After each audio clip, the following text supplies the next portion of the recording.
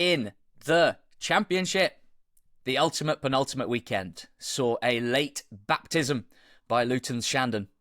Nat's big goal for Derby at Hull, unforgettable. The Bluebirds fly the Championship nest. Argyle relegated, but in style, while Millwall and Blackburn lay the smack down on the playoff picture. All that and more on Not the Top 20 podcast. In the Championship, let's start at the bottom. The relegation battle. Oh my God. We kick off with what was the early kickoff. Luton 1, Coventry 0. George, this just set the tone for a weekend full of tension, full of drama, 2 red cards, and the goal that won it. Oh my God, the goal that won it. Just a ridiculous game of football where we'll start at the beginning, and the key moment in this game that came in the first half was Jay Da Silva being sent off, a kind of clip ball over the top that went over Da Silva's head, unsurprisingly, and Elek and Ali ran onto it. This is one of those ones where, obviously people watching this game at 12:30, if you're a Hull fan, if you're an Oxford fan, if you're a Derby fan, if you're a Preston fan, then you're a Coventry fan for this 2 hours. My dad didn't go to Oxford Sunderland because in his head, he was like, Oxford's biggest game is Luton Coventry, so I need to watch that. Oh my God, relegation battles do incredible things to people's brains. Well, I can kind of see where he was. I think his mind was like, I don't want to, if the result goes well there, then I can celebrate staying up. I mean, obviously it was wrong in hindsight. But not like you to disagree with your dad. No, never. He doesn't listen to this, so it's fine. It's a in my mind, there seemed to be quite a lot of consternation about the decision that was made, both in terms of whether or not there was contact. Obviously, visually, it looks like Ali trips over his own legs. What I would say to that is it's quite rare that footballers just kind of forget how to run and fall over. Normally there's a reason for it. And I think there's one angle in particular where you can quite clearly see, even though there was no intent at all from Da Silva, that Da Silva's knee catches the back of Ali's, basically the studs of his boot, and is enough to cause his stride to change and therefore for him to lose his balance. I think it is definitely a foul, albeit quite clearly not a deliberate foul from Da Silva. And I think the fact that Da Silva doesn't protest really in any way about the foul itself shows that he knew that too. The second question is, does it prevent a clear goal scoring opportunity? And this is where I think the wording around that is quite difficult, where some people I think seem to perceive that as being a clear-cut chance, as in like, are they going to score? Whereas in actual fact, does he prevent a clear scoring opportunity, i.e., is he clearly going to be in a position to have a goal scoring opportunity? Like, is he going to get a shot off? And again, the answer to that is quite clearly yes. Like, they are ahead of play. That yes, there is a covering defender coming through the middle, but realistically, unless Ali's plan is to kind of dribble the ball into the goal, that's not going to impact his ability to get a shot off. So even as someone watching this game who is desperate for Coventry to win it, I don't think there can be any complaints over the red card decision. Luton then threw loads at it. Asgard in particular was like a man possessed. He's just looking so good. I mean, I question whether or not his arrival at Luton was the kind of arrival you wanted in the position that they're in, and the same with Bloomfield. And I guess arguably, given their position kind of worsened pretty quickly after January, you could say that there was some credence to that. But right now, Asgard looks like one of the best players, or maybe the key player in this whole relegation scrap, the quality player in it. He came close a couple of times. They hit the bar, one brilliant save, hit the post as well. 15 corners to 0 at one point in Luton's favour as they just as someone who backed forward. Luton on the betting show, every one of them was painful because they didn't get nearly as close to scoring as I expected them to from any of them, really. I thought, I don't know whether it was the delivery or the movement in the box, it didn't quite click, did it? And then from the point where they're sort of blowing down the door, you just expect it's going to be Luton blowing down the door, albeit I still think they're struggling inside the box to actually create really good opportunities with the impressive territory and pressure that they are putting on teams now, which they weren't previously. And then what do we think about the Liam Walsh red card? I mean, I think it's a classic two things can be true, right? I think it's fair to criticise Liam Walsh for getting involved in something that whatever the match situation, you don't really need to get involved with something like that. It wasn't even a particular flashpoint. He wasn't getting involved in some big ruckus. He ran in and pushed someone. It just completely unnecessary. On the other hand, is it the sort of push that merits a red card for violent conduct? It wasn't on the face, was it? The commentary did say he pushed him in the face, but I didn't see that. Well, at least that wasn't how I saw it. And it was unusually. I thought he'd been second yellowed, which would have been fair. Yeah. Instead, he was straight redded, which might end up being a benefit because they'll probably get it rescinded. And if he'd been second yellowed, they wouldn't have been able to. So it's a bit of a funny one. Oh, do you think he'll have it rescinded? I'm not sure. I mean, I don't think it was a red personally. I think there are things that happen on football pitches where if you did it in the street, you get arrested that don't get a red card. If you do this on the street, the person's just going to fall over and say, "What are you doing, mate?" Like it was in no way aggressive. Do you think you'd fall over if Liam Walsh pushed you in the chest? I'm not sure you would. I was kind of unaware it was about to happen, like in this case.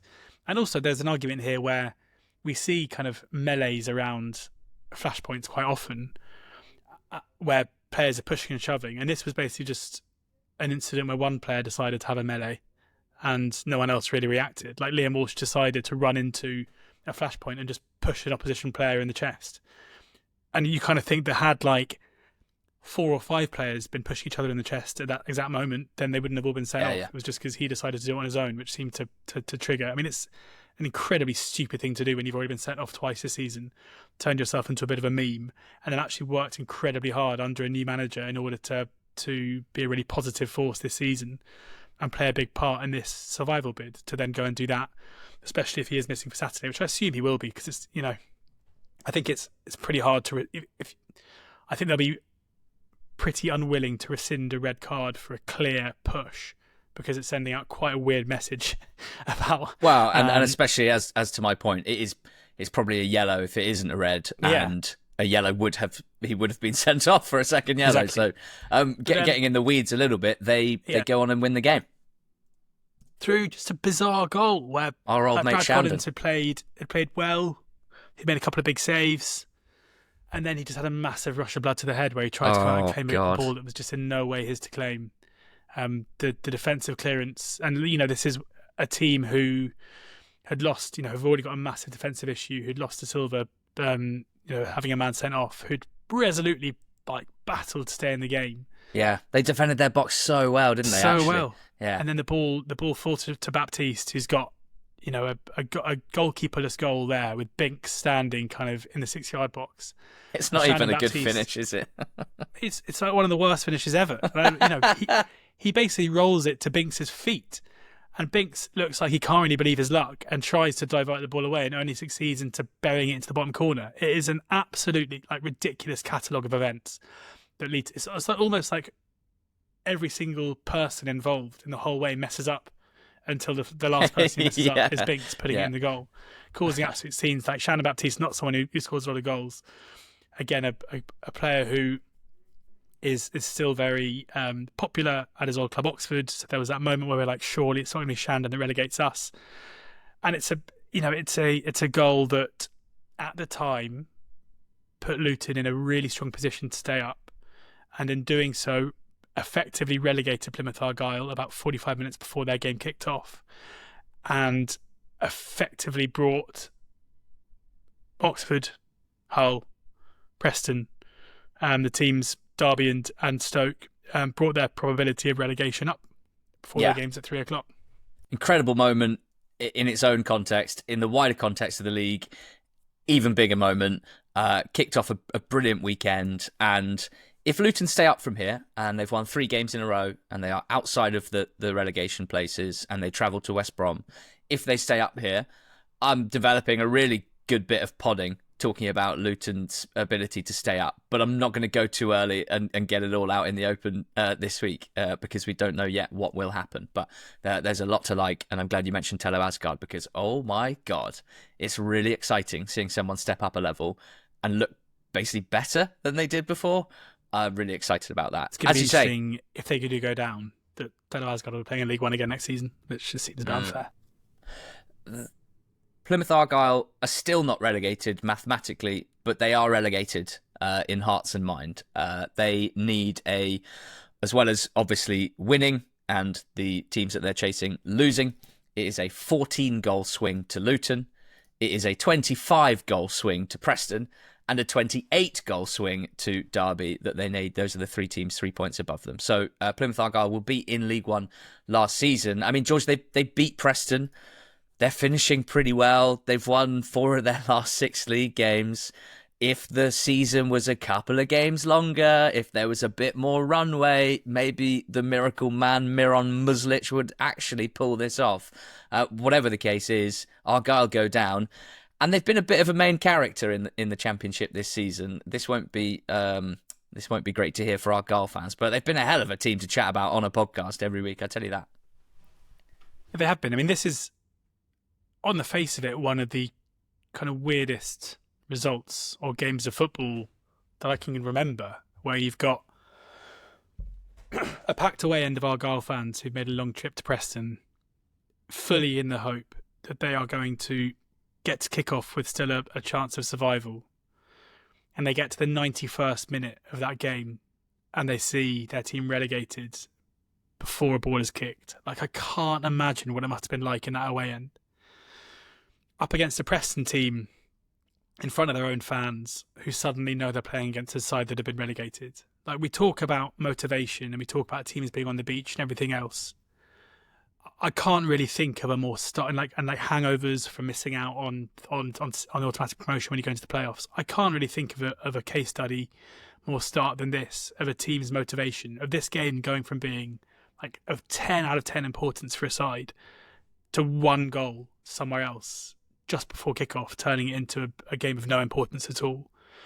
And that should have massively played into Preston's hands. And almost when you see Bundu score and you see it in front of the away end and you see the reaction from the Argyle players and you see Callum Wright score at the other end and you see his reaction and the joy in his face, I'm kind of sitting there being like, did they know? Like, did they realise? I mean, they obviously did. Like, they must have known before a ball was kicked, and they're not going to be thinking, yeah, we're going to overturn a 20-goal difference deficit over 2 games. All it comes down to there is, firstly, like, fair play to Argyle for being able to put up that kind of performance, and fair play to Muslic for being able to motivate his team to do that. And I really hope, for Argyle's sake, that Muslic has fallen in love enough with the project in order to stay there next season in League One, and hasn't done so well that other clubs in the Championship will look at what he's done and think, you know what, I could use a bit of this. But for Preston North End, I mean, we should say that the goals came on the break from Argyle, and Preston were the dominant force within the game for the most part, and they scored late on to make it 2-1. It was by no means a disastrous performance in terms of the actual performance level themselves. It was a game that was won and lost in both boxes, where Argyle were clinical. But to be served up this opportunity to beat a team who have just had to deal with the biggest of blows at home, whose away record is abhorrent anyway, and be unable to even get the point that would have been so important to survival chances. I mean, if I was a Preston fan, especially seeing results elsewhere, seeing Luton winning, seeing Oxford winning, it's almost like beyond belief. Like, the BBC published a probability table about relegation this month, where Preston were given a 0.1% chance of relegation, and here we are with 1 game to go, and they're 3-1 with the bookies. What do you always say? 0.1% chance. Sometimes those things happen. Because genuinely, I mean, look, they played Villa in the Cup. Fantastic Cup run. They lost to Villa. And after that, and this is, I'm imposing what I think has happened rather than knowing for sure. But it seems like the group of players probably thought, that was our biggest game of the season. We've done enough in the league. We had a free hit against Villa. We've lost it, and we can now head to the beach. We can chill out. They had, George, 47 points after 38 games. You don't get relegated with 47 points after 38 games. That is a 0.1% chance in any league ever. And most years they would have been clear of safety with games to go. But instead, they have to go to Bristol City, who, depending on what the score is against Leeds tonight, will possibly have to win in order to secure their first playoffs berth for a long period of time. Preston will be long odds to win that game. and then their fate will rest in the hands of, well, I was going to say the gods, but it's actually a few other football teams. Going back to Argyle, given the name of half the Luton squad, it kind of is the gods, isn't it? yeah, Isaiah, Christ. Baptiste, Christ, Shandon the Baptiste, Christ, Makossa. Yeah, very good. Very good. Jacob. Going back to Argyle, serious face on. Hard to get away from the fact that the Wayne Rooney appointment was a disaster, both at the time and certainly with the benefit of hindsight. There were loads and loads of incredibly fair red flags and question marks to raise, and they all played out. He turned them into a really poor team, and it's fair to say that they finished last season as a pretty poor team. But Argyle under Rooney were very, very poor, and they were getting worse, not better. And I think there's an argument to say that some of those nutty home wins, which all came with last-minute winners in the first few months of the season, have almost caused a problem looking back. Because I think those home wins and the good vibes that they brought every couple of weeks, sandwiched between tons of defeats and poor performances, I think those wins extended the Rooney tenure.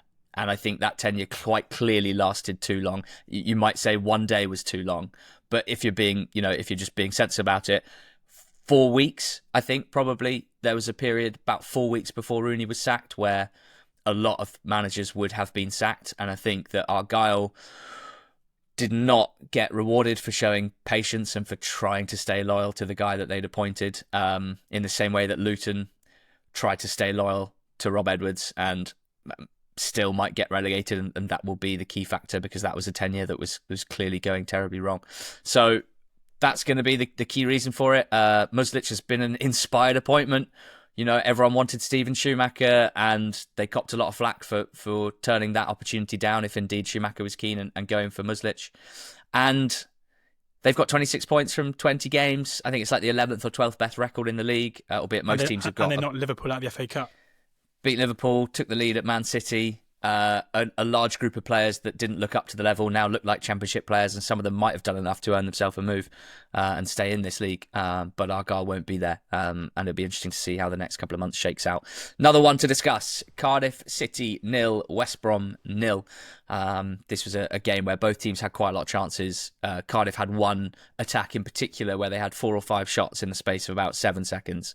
Josh Griffiths in goal for West Brom pulled off 2 or 3 absurd saves, and I think that in some ways sums up Cardiff City this season.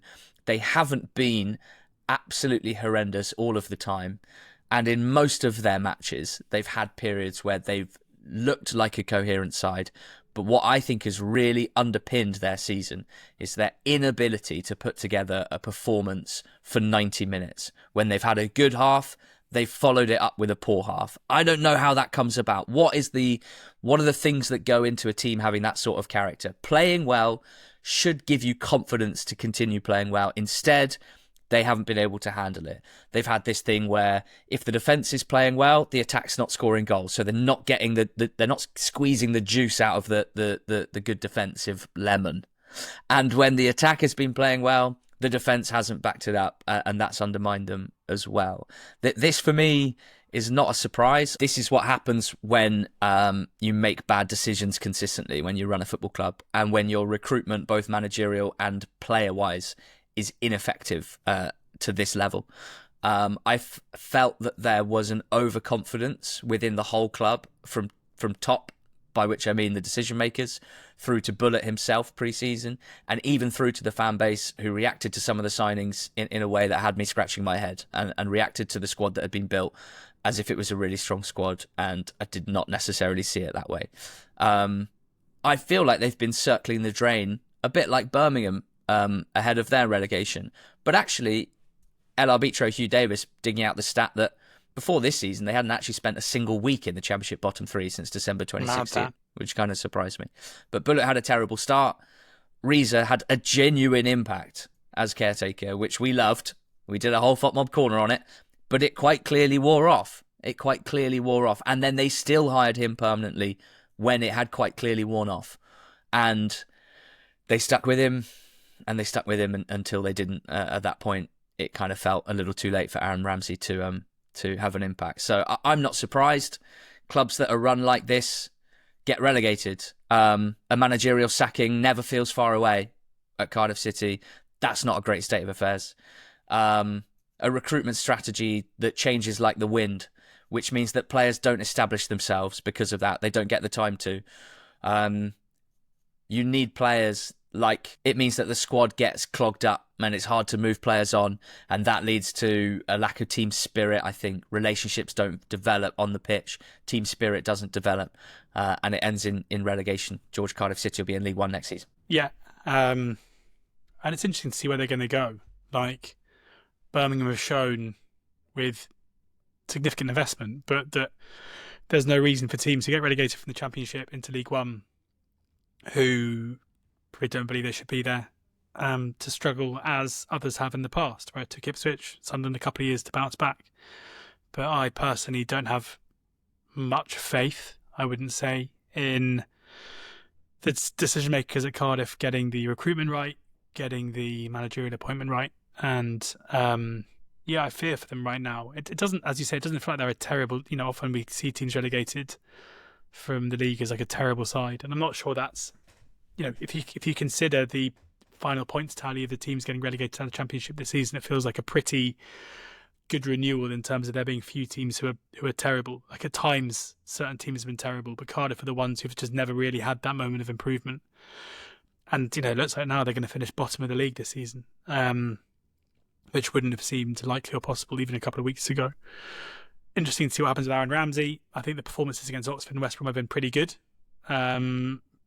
But, as Cardiff have learned this season, investing in a good caretaker spell can often spell trouble. So, it's a difficult time now for Cardiff fans. And I wouldn't say it's necessarily one of much promise or much reason to be positive going into the summer. It is possible for someone to come in, a really good appointment, and galvanise a team in this situation, but I completely echo what you've said. I have no confidence that those in charge will select the right person who could do that, and I think the way that they operate makes it more difficult for whoever they appoint to do that. Hull 0, Derby 1, a massive and quite late Nat Phillips goal from a set piece. Won it for Derby. I've noticed, George, they score a lot of set piece goals. It's like the game plan is boil it down to nothing, give away nothing, and score a set piece goal. And the stats say that in terms of XG against, since John Eustace's appointment, Derby, third best in the league. That is very impressive. That is how you approach things when you are a team in this league that doesn't have a ton of attacking talent. And of the 15 goals they've scored under Eustace, 8 set-piece goals. Only Oxford have more. Nat Phillips won it for them and puts them in the driving seat, and Hull City in the relegation zone. This is, for Hull, just so damaging. In a game where there was kind of little quality because of the magnitude of the game, it was unsurprising that it was really cagey, with neither team really cutting loose. Probably, Hull, Ruben Sellers after the game said that he felt like his Hull side probably edged it. I think on the balance of play, they possibly did in a game where there wasn't really much edge because there was nothing really going on. Maybe Hull had more shots, but there was very little to choose between them. A bit of quality down the left by Mendes Lang, won a free kick. A very good ball in the middle from Forsyth was enough. And I have to say that Phillips' movement, I thought, was really good in the box in order to get his head on the ball, and it was a brilliant header to win the game. So even though it was fairly attritional, it was a good run down the left, a good delivery, and a good header to win the game. So you could argue there was a bit of quality in the goal to do it. But as you say, with under Eustace, Derby are just so hard to beat and so hard to break down. And, for Hull, a goal at either end was just so big. Like, if they just scored a goal, they'd be safe now. No goals, and they'd be in a pretty commanding position going into final day. Conceding that goal at home with 5 minutes to go in a game where they played okay. They are now the team who have to go to Pompey on final day, a Portsmouth side whose home form all season has been so strong, and I hope that they win the game. It would be a big surprise if they're relegated, given what's going on. I'm not even sure they can get relegated, can they? Because of the Derby Stoke game. A draw because of their goal difference would put them in a pretty strong position. But if they lose it, they know they're down. Yeah, spot on. Stoke had lost on Friday night at Sheffield United, so they are still not safe, even though they're 18th in the league table. What a league, eh? What a league. You can be 18th heading into final day and not at all safe. The game against Sheffield United just conceded goals at really poor times, didn't they? 38th minute opener from Sam McCallum, and then Andre Brooks towards the end when Stoke were trying to build up ahead of steam for a grandstand finish. Good bounce back from Sheffield United, who looked all right, pretty good. It means, George, that one of these 5 teams will go down and 4 will stay up. Hull, Luton, Preston, Derby, Stoke. It's going to be a pretty nutty final day, and I'm sure this is normal because these teams are struggling. They're trying to keep their heads above water. A lot of them find it very hard to win football matches, so we don't build images of teams that are feeling particularly strong or sturdy. But even saying only one of those 5 will go down feels kind of weird, because I think the vibes within most of the fan bases is that They're all going it's down. definitely going to be them. Yeah, apart from Derby, who I think feel pretty good about life right now, albeit they know that they've still got to get something against Stoke in order to ensure that they're going to be okay. I think Preston fans are the ones who are properly changing their bed sheets regularly at the moment, because a very healthy practice. for sure. But they're going to be watching the Leeds Bristol City game tonight, just begging for Bristol City to get something from it, because if they don't, and they know that Bristol City go into that game needing something to finish in the top 6, you think it's going to be really hard for them to do so. The only other possibility is if Bristol City know that a draw is no good, there is a kind of a weird eventuality where it opens the game up possibly late on in that one and kind of invites Preston into it a bit if Bristol City having to commit men forward late on if the scores are tied. So there is a possibility that it could play into their hands. But this is, the permutations, the psychology, the moving plates, like it's all, you can't really predict who's going to be in a in a mindset, as shown by Argyle against Preston. You can't say like this team are going to be on the beach. Like even look at West Brom and Luton, where I just really struggle. Even though West Brom are obviously in poor form, like they did serve it up to Cardiff to an extent. We saw in that game how dangerous Adam Armstrong and Tom Fellows can be playing on the break and playing in transition, as I'm sure they will do here, because Luton will squeeze up the pitch in order to get what they need. But this is still a West Brom team playing in front of their own fans for the last game of the season. Like the same about Pompey at home to Hull. Like I just don't see these teams come into these games and just rolling over and making it easy. Maybe away from home it's easier to do that, but I think you're kind of held to a standard at home to an extent where if you aren't playing well or you aren't putting it in, you kind of they let you know about it. So yeah, I don't know. I think there's this kind of idea or this perception that Luton are in great form and go to West Brom and they'll win. I think there might be some surprises on final day. I think I'd be, the bookies have Luton and Hull as kind of pretty significant favourites for their games, which wouldn't be the case in kind of regular season time. And I think, I'd be surprised if one of the home teams there didn't win their games. Let's say that. For sure, yeah, we're going to be together on Saturday watching Final Day and getting a reaction pod out pretty quickly, hopefully by Saturday night, if not early Sunday morning for you guys. So we're going to be living it together. You're going to have a cigar on. You're going to have your sunnies on. You're going to have your flip-flops on, because Sunderland went to Oxford and they lost 2-0 to Set Peaceford FC. No, Set Peaceford United. And Oxford will be a championship team again next season. Just contextualise this for us if you can, George, because this must feel incredible. You must feel so proud. But it's been tough. It's been a tough few weeks and months. Been a tough season. I feel very proud. I mean, I think to get 77 points in League One and then to get 52 points with a game to spare in the Championship the season after, having gone through a manager at one point who, was sacked for results reasons, is incredibly impressive. For Gary Rowett to come in to a side who is so devoid of confidence and quality and deliver a points tally that would have Oxford 7th in the league table from Christmas onwards when he came in the door is pretty staggering. Yes, the open play attacking threat is minimal, but from a defensive perspective, he's built a really solid defensive unit. And there is a skill and a coaching,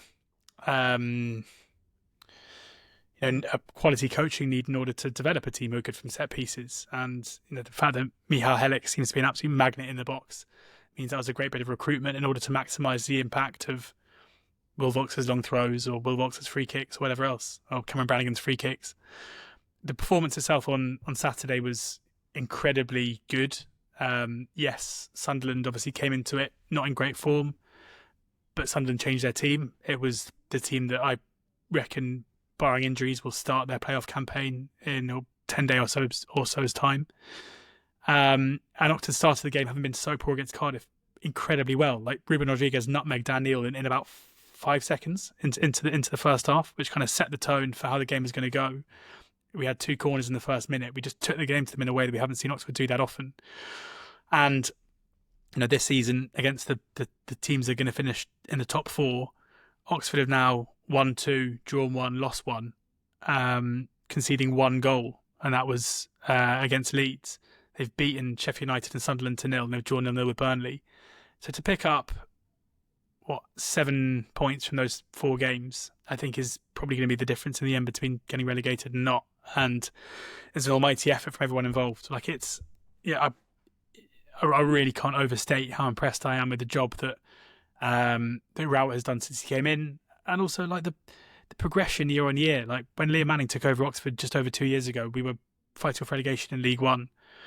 In terms of personnel, the squad building, there may not be superstars in the squad beyond, possibly Cameron Brannigan, but you can't deny the improvement on the pitch consistently. And that, we were a club for a long period of time that would bring in stars, whether it was Rob Dickey or whether it was Luke McNally or, players who we ended up selling for millions of pounds. That was great, but the on-pitch success wasn't really there. Now it feels like the club is adept at building a squad that is capable of performing consistently. And, under Rowett, who, at Millwall did a job where he consolidated Millwall as a consistent force in the mid-table, the championship level. If the club recruit as to what Rowett wants, I see no reason why this can't be, rather than being an Argyle where you stay up and eventually you're probably going to get sucked back into it, with his style of play and his know-how in this league, kick on rather than look just to stay up again next season. I'm wincing because I think it could be shark-infested waters next season. It's going to be a hell of a renewal, I think, in the Championship based on who's coming up from League One and down from the Prem. But I would share your confidence in the manager that you have in doing that. I know you watched 90 minutes of Sunderland. I know you got some takes on how they're heading into the playoffs. I think probably worth saving them for the playoff preview, which will come early next week. If you're watching on YouTube, please do drop us a quick like and make sure you subscribe to the channel as well. And if you're listening on Spotify or Apple, a 5-star rating takes not long at all, 5 seconds or so. It gives us a real boost. If you wouldn't mind doing that for us, that would be great. In the playoff picture, Coventry lost, as discussed, but got away with it a little bit. Boro drawing 0-0 at home to Norwich. Middlesbrough heading towards the end of the season, still in with a shout of making the playoffs. They're obviously travelling to Coventry on final day. They are sort of like a car that loses a wheel on the motorway and is somehow still in motion, still moving forward, but making a horrible noise while doing so. They travel to Cov, and I don't think any Borough fans are confident of them getting the result and the points needed to punch their way into the top 6. But anything can happen. Bristol City at Leeds on Monday night, as discussed. It'll be nervy for them if they lose there.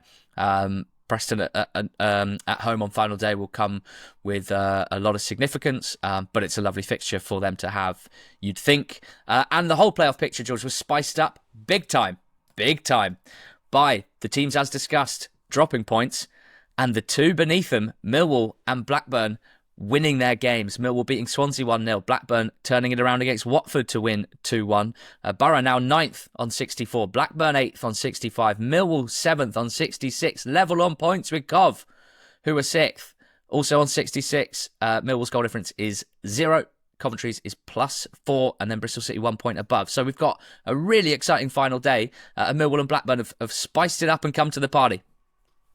Yeah, Millwall forgetting how to draw games has been massive. If you look at their record since the 22nd of February, it's win-loss, win-loss, win-loss, win-win-win, loss, win-win. And when you are consistently winning games, the draws, as we always say, will probably eventually come. But right now, they're basically winning games that they, by small margins, which in time will turn into draws. But right now, it's enough to put them into the mix for the playoffs. Mate, they could, Swansea, if they could win one more, they'll take. If they want to turn into draws, then they could still win promotion to the Premier League with draw all draws, 3 games. draws, pen shootout win, draw, pen shootout win, and it'll be the ugliest promotion since Huddersfield 2016. And what's fun about this is they're doing it all with just an academy keeper in goal.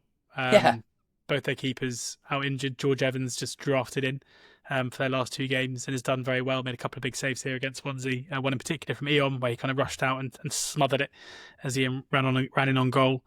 Alex Neil is. It does feel like we're in the second season now of in certain managers doing incredible mid-season jobs. We had it last year with Cifuentes and Röhl.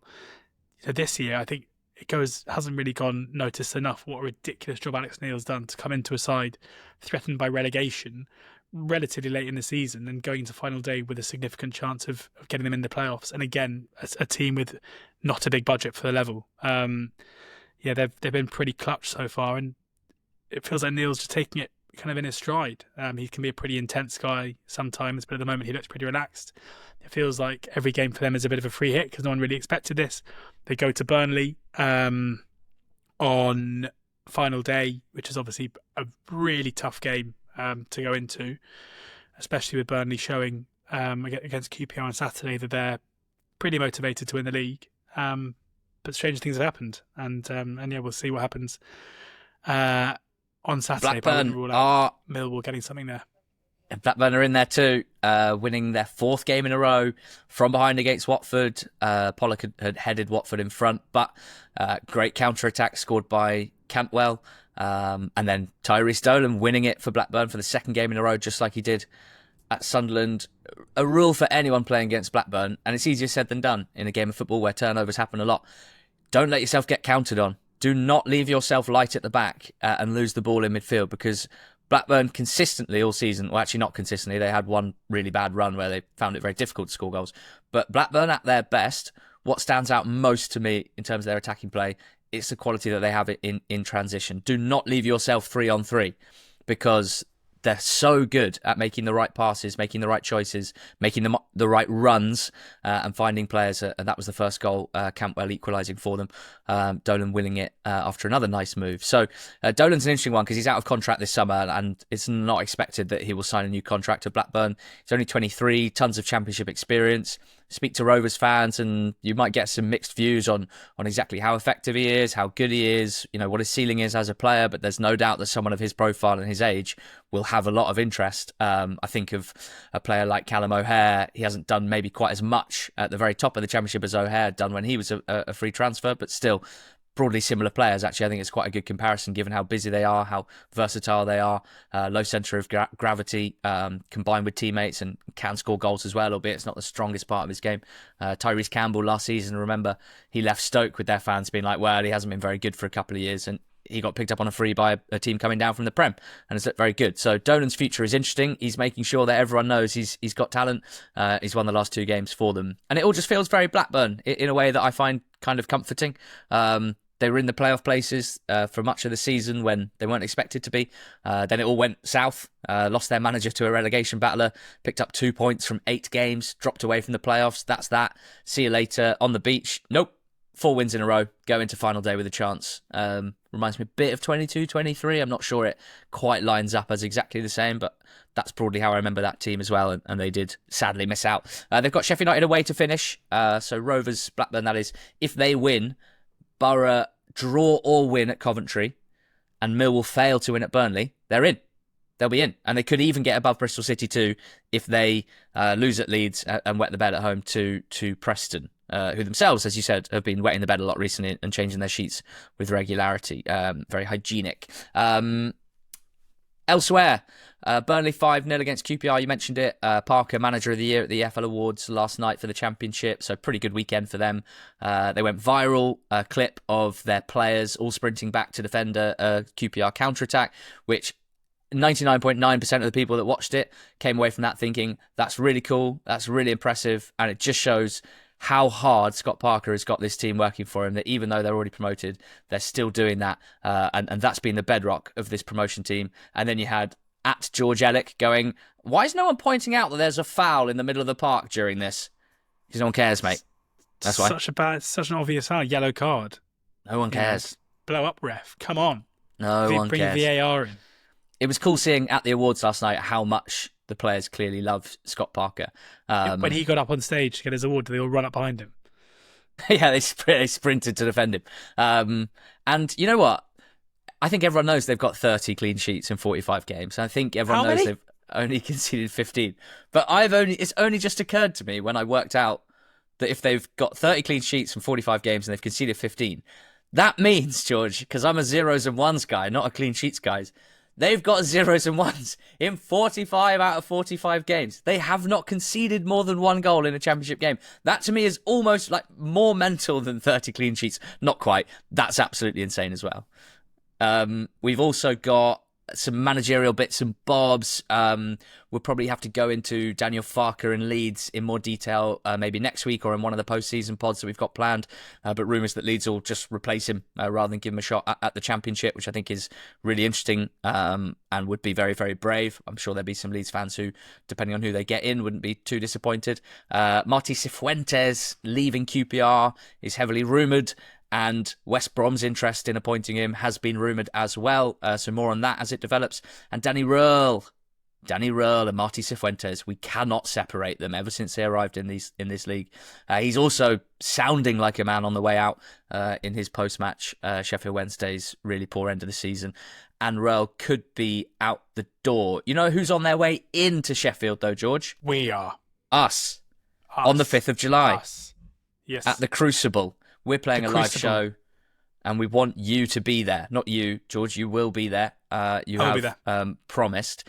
But we want a great crowd. It's quite soon. It's really exciting. It's going to be an unbelievable day. 3 p.m. kickoff, which means we've got loads of time to kick on afterwards. Lionesses have a game against France that night. We need to book an area in a pub where we can watch that with you guys. I really want a Beres pork roll, which I've heard a lot about.